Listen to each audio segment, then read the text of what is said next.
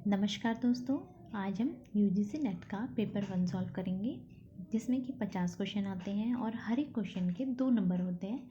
इसमें कोई भी नेगेटिव मार्किंग नहीं होती है। 10 क्वेश्चन हमने इस पेपर के पिछले वीडियो में सॉल्व किए हैं। उससे आगे के क्वेश्चन हम आज इस वीडियो में सॉल्व करेंगे। क्वेश्चन नंबर 11 देख लेते हैं। क्वेश्चन नंबर 11 में क्या दिया गया है। Given below are two statements, one is labeled assertion and the other is labeled reason। हमें एक assertion दिया है और उसका हमें reason दिया है, तो हमें बताना होगा कि जो assertion है उसका reason जो दिया है हमें सही दिया है या नहीं दिया है, या दोनों ही गलत हैं। तो कौन सा वाला सही होगा। ऑप्शन नंबर 1 देख लेते हैं। assertion देख लेते हैं हम। Depending upon the classroom situation some media of communication are more effective than others. मतलब कि क्लासरूम की सिचुएशन के हिसाब से कुछ मीडियम ऑफ कम्युनिकेशन जो है वो दूसरे मीडियम ऑफ कम्युनिकेशन से बेहतर होते हैं, ज़्यादा इफ़ेक्टिव होते हैं। ये हमें असर्शन दिया है। तो रीज़न हमें दिया है कि selection of a medium is directly related to the nature of message for the students. तो जिस भी तरह का हमें मैसेज स्टूडेंट्स को देना है, बच्चों को देना है, तो मीडियम हम उस हिसाब से चूज़ करेंगे कि जैसा मैसेज हमें बच्चों को देना है। हम क्वेश्चन को हिंदी में भी देख लेते हैं, फिर हम आंसर्स देखेंगे।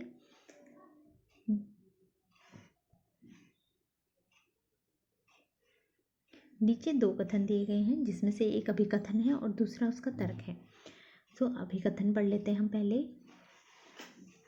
कक्षा की स्थिति के अनुसार संप्रेषण के कुछ माध्यम अन्य की तुलना में अधिक प्रभावी होते हैं। मतलब कि कक्षा की जैसी हमारी स्थिति है, कक्षा हमारी कैसी है, बहुत हमारे कक्षा में एवरेज स्टूडेंट हैं या बिलो एवरेज हैं या अबव एवरेज है, तो उसमें हमें देखना है कि कक्षा की हमारी सिचुएशन कैसी है, या हम टॉपिक कौन सा पढ़ा रहे हैं, किस तरह का हमें अभी टॉपिक बच्चों को पढ़ाना है। तो उस तरह से हम जो भी हमारा मीडियम है कम्युनिकेशन का उसको चूज़ करेंगे, संप्रेषण का जो भी माध्यम है वो चूज़ करेंगे। तो इसका जो हमें तर्क दिया है, तर्क हमें दिया है कि किसी माध्यम का चयन छात्रों के लिए संदेश की प्रकृति से सीधा संबंध रखता है। तो इसमें ये कहा जा रहा है कि कोई भी जो हम माध्यम चूज़ करेंगे, संप्रेषण का जो भी हम माध्यम चूज़ करेंगे, वो हमें किस तरह का संदेश देना है बच्चों को, तो वो उस पर निर्भर करता है, उसका संबंध है इससे। तो हम इसके ऑप्शंस देख लेते हैं क्या क्या हैं। हमें यहाँ पे 4 ऑप्शन दिए हैं। सबसे पहला है कि both A and B are true. दोनों ए और बी सही है। बिल्कुल सही है कि हमारी ए हमें ये बोल रहा था कि depending upon the classroom situation, हमें क्लास की सिचुएशन के हिसाब से हम एक मीन्स ऑफ कम्युनिकेशन जो है वो दूसरे से बेहतर हो सकता है। बिल्कुल हो सकता है। हमारी जैसी क्लास है उसके हिसाब से हमारा कम्युनिकेशन का जो माध्यम है वो हम यूज़ करेंगे। और दूसरा ये कह रहे हैं, हमें तर्क हमें दिया गया है कि मीडियम जो भी हम सिलेक्ट करेंगे वो जो है हमें किस तरह का मैसेज बच्चों को देना है, उस हिसाब से हम जो मीडियम है वो यूज़ करेंगे। सो कम्युनिकेशन के मीडियम हम कोई भी यूज़ कर सकते हैं, जैसे कि हम फेस टू फेस इंटरेक्शन कर रहे हैं बच्चों से, या हम वर्चुअली हम अपने बातों को बता रहे हैं बच्चों को, और या हम क्लासरूम में मॉडल यूज़ कर रहे हैं, किसी भी तरह का हम मॉडल दिखा रहे हैं बच्चों को, उसके बाद हम उन्हें एक्सप्लेन कर रहे हैं, या हम सोशल मीडिया का सहारा ले रहे हैं, उससे हम बच्चों को समझा रहे हैं। उसके अलावा जो ऑडियो विजुअल एड्स होते हैं जिसमें कि बच्चे के मल्टी सेंसरी ऑर्गन्स यूज़ होते हैं, जिससे कि बच्चा और बेहतर ढंग से समझ पाता है। तो ये डिपेंड करता है कि किस तरह की हमारी क्लास की सिचुएशन है और किस तरह का मैसेज हमें बच्चों को देना है। तो उस हिसाब से हम जो भी हमारे कम्युनिकेशन के माध्यम हैं हम उनको यूज़ करेंगे। सो हमारा जो इसका रीज़न होगा, नंबर 1 कह रहा है कि both A and R are true. दोनों ही सही हैं और R is the correct explanation of A. तो जो आर है वो ए का करेक्ट एक्सप्लेनेशन है। यस, आर जो है वो ए को सही बता रहा है कि हाँ, जो सिचुएशन है, जैसा भी हमें मैसेज देना है उसी हिसाब से हम मीडियम को चूज़ करेंगे। तो ए इसका जो है वो जो पहला उत्तर है इसका यही सही होगा। दूसरा प्रश्न देख लेते हैं हम। दूसरा प्रश्न है हमारा प्रश्न 12, communication skills of student can be improved by. एक स्टूडेंट की जो कम्युनिकेशन स्किल है उसे हम कैसे इम्प्रूव कर सकते हैं। हमें यहाँ पे 5 ऑप्शन दिए हैं। Number 1, asking general questions, exposure to new technology, fostering critical thinking, discriminant use of vocabulary, listening, limited listening. So सबसे पहला तो जो हमने लिमिटेड लिसनिंग पढ़ा तो ये तो गलत है, क्योंकि लिमिटेड लिसनिंग तो नहीं होगी। लिमिट करना, किसी भी चीज़ को हमें लिमिट नहीं कराना है। जब भी हम स्टूडेंट्स बच्चों की बात कर रहे हैं कि वो कैसे अपनी स्किल्स को बढ़ा सकते हैं, कोई किसी भी तरह की स्किल हो, उसमें लिमिटेड वर्ड तो हमें यूज़ ही नहीं करना है। तो लिमिटेड लिसनिंग तो नहीं होगा, तो एक्टिव लिसनिंग होगा लिमिटेड लिसनिंग की जगह। तो जिस भी ऑप्शन में ई है तो वो हमारा कट हो जाएगा। एलिमिनेशन मेथड से हम देख सकते हैं कि हमारा ऑप्शन नंबर 3 और 4 जो है वो कट हो गया, क्योंकि लिमिटेड लिसनिंग नहीं होती है, एक्टिव लिसनिंग होती है कि एक्टिवली बच्चा सुने तभी वो सीख पाएगा। बच्चा क्या, हम बड़े भी अगर हम एक्टिवली सुन पा रहे हैं तभी हम सीखेंगे। नेक्स्ट हम देख लेते हैं और कौन कौन से ऑप्शन हैं। तो ऑप्शन नंबर 3 और 4 तो हमारे कट हो गए हैं। ऑप्शन नंबर 1 और 2 में से कुछ होगा। तो नंबर 1 ऑप्शन देख लेते हैं कि asking general questions, exposure to new technology. इस टेक्नोलॉजी तो हम कम्युनिकेशन में यूज़ करते हैं, तो जितना ज़्यादा हम टेक्नोलॉजी का यूज़ करेंगे तो उतना ज़्यादा जो है कम्युनिकेशन स्किल जो है बच्चे की वो इम्प्रूव होगी। तो उससे हमारे जो कॉन्सेप्ट्स हैं वो भी क्लियर होते हैं और हमें इजीली समझ में आता है, तो लर्निंग एफिशिएंट हो जाती है। तो बी वाला करेक्ट होना चाहिए। नेक्स्ट कि fostering critical thinking. Yes, critical thinking को बढ़ाना, तो कम्युनिकेशन स्किल जो है वो बेहतर होगी अगर क्रिटिकल थिंकिंग जो होगी वो बनेगी, क्रिटिकल थिंकिंग बढ़ेगी। तो क्रिटिकल थिंकिंग को कोई भी टास्क देके, एक्टिविटी देके हम क्रिटिकल थिंकिंग को क्या कर सकते हैं, बढ़ावा दे सकते हैं। तो क्रिटिकल थिंकिंग को का विकास करना, इससे भी कम्युनिकेशन जो है वो इम्प्रूव होगा बच्चे का। फिर है discriminant use of vocabulary. So vocabulary का यूज़ करना कि अलग अलग ढंग से हम वोकैबुलरी को किस तरह से यूज़ कर सकते हैं, कि हम मल्टीपल सेंटेंसेस यूज़ करें। हमने कोई वर्ड लिया, एक शब्द हमने ले लिया और उसको हम अलग अलग जगह पे यूज़ कर रहे हैं, तो उससे क्या होगा कि हम नए नए सेंटेंस बोल पाएंगे और जो शब्द हैं वो हमें याद भी होगा। जो भी वर्ड हमने आज नया शब्द सीखा है उसे वो हमारे स्थायी ज्ञान में चले जाएगा। तो ये भी होना चाहिए। आस्किंग जनरल क्वेश्चन जो है, जनरल क्वेश्चंस मीन्स जैसे हम कोई भी क्वेश्चन पूछ रहे हैं कि किसी भी तरह का प्रश्न हो, कि हमारे दैनिक जीवन से रिलेटेड हो या हमारे स्टडीज़ जो है उससे रिलेटेड हो, तो जनरल क्वेश्चंस भी हो सकता है। बट यहाँ पे हमें बताना है कि कौन सा जो है वो ज़्यादा इम्प्रूव करेगा। तो जनरल क्वेश्चन की जगह अगर हम ये कहते हैं कि ओपन एंडेड क्वेश्चन पूछना, ओपन एंडेड क्वेश्चन में क्या होता है कि जो हम आंसर दे रहे हैं वो उसके जो आंसर्स जो हैं उससे बच्चे का दिमाग खुलता है, उससे हम उसका मतलब यस और नो में आंसर नहीं होता है, तो उसको हमें एक्सप्लोर करना होता है। सो अगर यहाँ पे ओपन एंडेड क्वेश्चन होता तो वो आंसर सही होता। सो क्योंकि यहाँ पे आस्किंग जनरल क्वेश्चन है, तो जनरल क्वेश्चन से उतना ज़्यादा कम्युनिकेशन स्किल इम्प्रूव नहीं होगी। तो इसमें जो ज़्यादा सही जो आंसर होंगे वो होगा option number B, C and D. तो ऑप्शन नंबर बी, सी और डी जो है वो हमारे होंगे ऑप्शन नंबर 2 में, बी, सी और डी। तो जो इसका करेक्ट आंसर होगा वो ऑप्शन नंबर 2 होगा। इस क्वेश्चन को आप हिंदी में भी देख सकते हैं। अगला प्रश्न देख लेते हैं हम।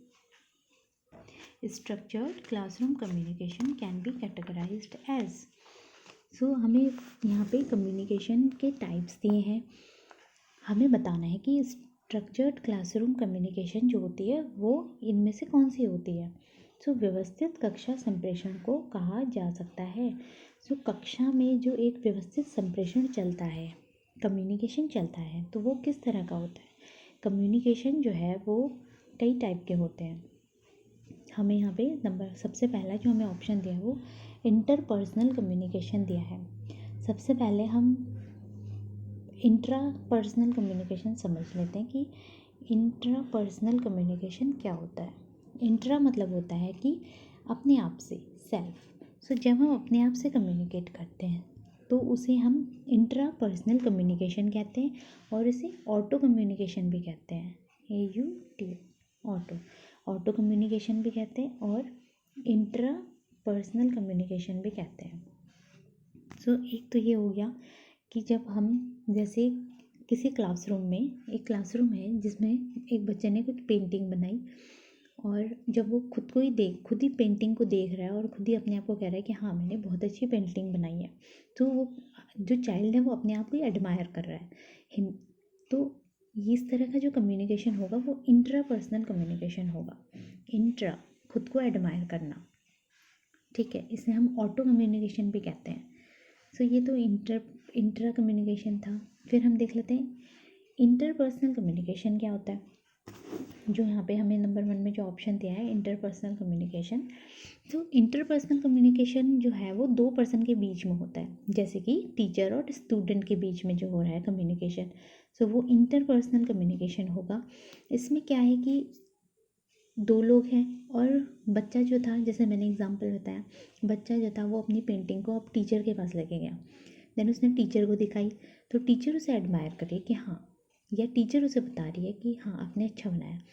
यह मीन्स जो 2 पर्सन के बीच में कम्युनिकेशन हो रहा है, इसमें 2 पर्सन है, तो इसलिए ये जो कम्युनिकेशन होगा ये इंटरपर्सनल कम्युनिकेशन होगा। नेक्स्ट जो दूसरा कम्युनिकेशन यहाँ पे दिया, वर्टिकल कम्युनिकेशन। वर्टिकल कम्युनिकेशन क्या होता है? इसमें क्या होता है कि कम्युनिकेशन जो है वो अलग अलग लेवल्स में होता है। ये अपवर्ड भी हो सकता है, दोनों डायरेक्शन में हो सकता है, मीन्स अपवर्ड कम्युनिकेशन भी हो सकता है और डाउनवर्ड कम्युनिकेशन भी हो सकता है, तो इसे वर्टिकल कम्युनिकेशन कहते हैं।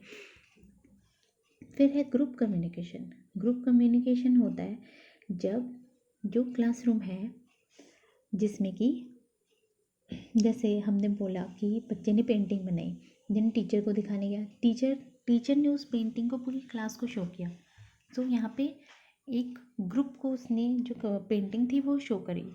तो इस तरह का जो कम्युनिकेशन होगा वो ग्रुप कम्युनिकेशन होगा। तो इसमें क्या होता है, वन टू मैनी कम्युनिकेशन होता है, मतलब एक पर्सन ने बहुत सारे पर्सन्स को से बात करी या कम्युनिकेट किया। सो इस तरह का जो कम्युनिकेशन होगा वो ग्रुप कम्युनिकेशन होगा। Means one teacher to other students. So हर क्लास भी बोल सकते हैं हम कि टीचर अपनी क्लास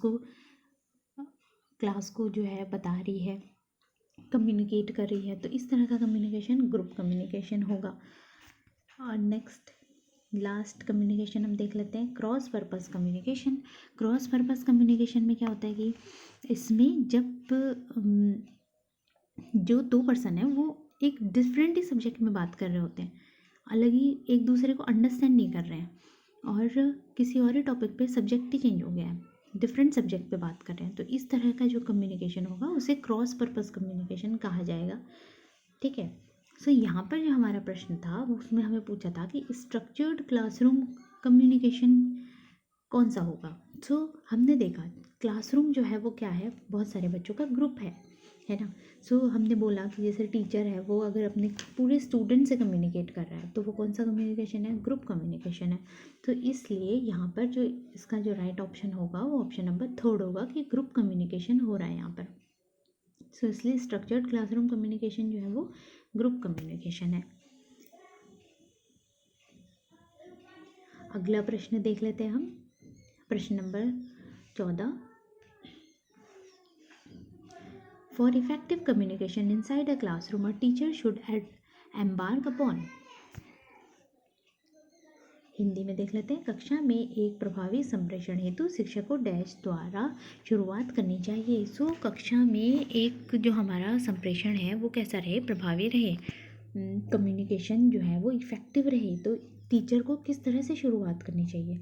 सबसे पहला है आइडियोलॉजिकल लर्निंग, फिर है इन्यूडोज, इशूइंग अटेंशन कमांड, फिर है उसके बाद लिसनर्स एनालिसिस।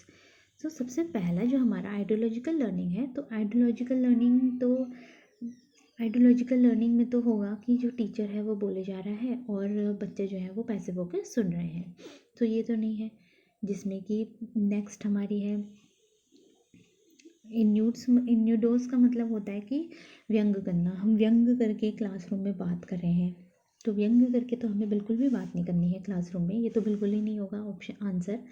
ध्यान दिए जाने संबंधी निर्देश, और हमें जो है एज अ टीचर जो है हमें क्या करना है बच्चों को, हमें कोई कमांडर नहीं बनना है वहाँ पे। हमें क्या करना है, हम एक फैसिलिटेटर हैं, हम एक सुविधादाता हैं, जिस हमें बच्चों को गाइड करना है, हमें बताना है बच्चों को, हमें फैसिलिटेट करना है बच्चों को, उनको सुविधाएं प्रदान करनी है जिससे कि वो उनका अधिगम जो है वो बेहतर ढंग से हो सके। तो इसका ऑप्शन थर्ड भी नहीं होगा।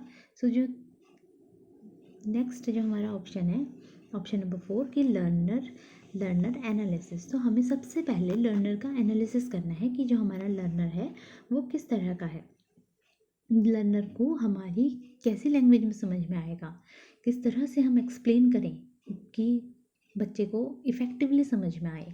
तो जो इसका राइट ऑप्शन होगा वो होगा ऑप्शन नंबर 4।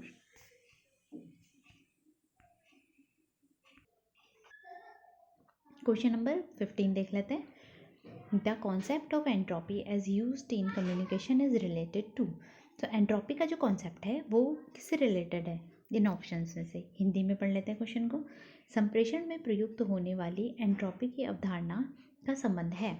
तो संप्रेषण में जो एंट्रोपी यूज़ होती है उसका इन सब में से किससे संबंध है। सबसे पहले हम एंट्रोपी समझ लेते हैं कि एंट्रोपी क्या होती है। सो एंट्रोपी जो है वो एक तरह का वैसा मैसेज है जो कि अनप्रिडिक्टेबल इन्फॉर्मेशन जो रिसीवर को भेज रही है। सो जो अनप्रिडिक्टेबल इन्फॉर्मेशन मतलब जो हमने सोची नहीं है, जो हमने अनुमान नहीं लगाया है जिसका, तो उस तरह के जो इन्फॉर्मेशन जो सेंड होती है रिसीवर को, उसे हम एंट्रोपी कहते हैं। तो एंट्रोपी जो है वो रिलेटेड है किसी जो हमने मैसेज भेजा है उसके ऑर्डर और सीक्वेंस से, जो कि किसी चैनल के थ्रू क्या हो रही है, रिसीवर को सेंड हो रही है। सो एंट्रोपी किससे रिलेटेड है, ऑर्डर और सीक्वेंस से रिलेटेड है, मैसेज के ऑर्डर और सीक्वेंस से रिलेटेड है। तो एंट्रोपी जो है वो एक रैंडमनेस है कि रैंडमली कोई भी जो हमने इन्फॉर्मेशन सोची नहीं है, प्रिडिक्ट नहीं की है, उस तरह की इन्फॉर्मेशन जो है वो क्या हो रही है, रिसीवर के पास पहुंच रही है। सो उसे हम एंट्रोपी कह देते हैं। एंट्रोपी जो होगी वो क्या है, हायर एंट्रोपी, जितनी ज़्यादा एंट्रोपी है उतनी ही मोर फ्रीक्वेंट सिग्नल एरर्स हैं, उतनी ही ज़्यादा सिग्नल एरर्स होंगे। सो उसी को क्या कहा जाता है, एंट्रोपी कहा जाता है। सो एंट्रोपी जो है वो डायरेक्टली प्रोपोर्शनल टू होती है नॉइज़ की, ठीक है।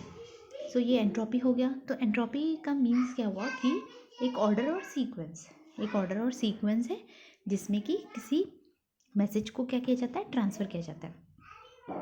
तो इसका जो राइट ऑप्शन है वो ऑप्शन नंबर 3 है। तो आज हम 5 क्वेश्चन सॉल्व करेंगे। आज हमने 5 क्वेश्चन सॉल्व किए, आगे के प्रश्न हम अगली वीडियो में देखेंगे। So if you like the video please like, share and comment. Thank you for watching.